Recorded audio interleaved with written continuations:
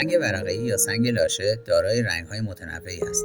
برخی از متداول‌ترین رنگ‌های این سنگ شامل قرمز، مشکی، قهوه‌ای، آبی فیروزه‌ای، سبز، قرمز جگری، قهوه‌ای سوخته‌تار روشن، زرد لیمویی و طلایی و کرم استخوانی هستند که در طبیعت یافت می‌شوند. و اما نکته خیلی مهم در مورد رنگ سنگ‌ها این است که کیفیت هر کدام از آنها متفاوت است. پس هنگام انتخاب رنگ و طراحی محیط مورد نظر لازم است که متناسب با کیفیت و مقاومت آن رنگ سنگ در محیط مورد نظر استفاده شود تا سازه از طول عمر بیشتر و زیبایی پایدارتری برخوردار گردد.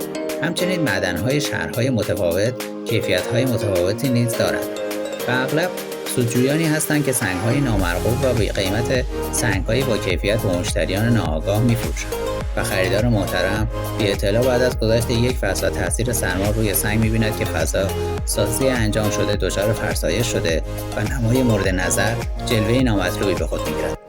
البته نگران نباشید، زیرا ما در هر زمانی به شما مشاوره رایگان می‌دهیم و به واسطه تجربه فراوانی که در پروژه‌های گوناگون داشته‌ایم شما را به بهترین شکل ممکن راهنمایی می‌کنیم. زیبا دیدن حق شماست دوست عزیز.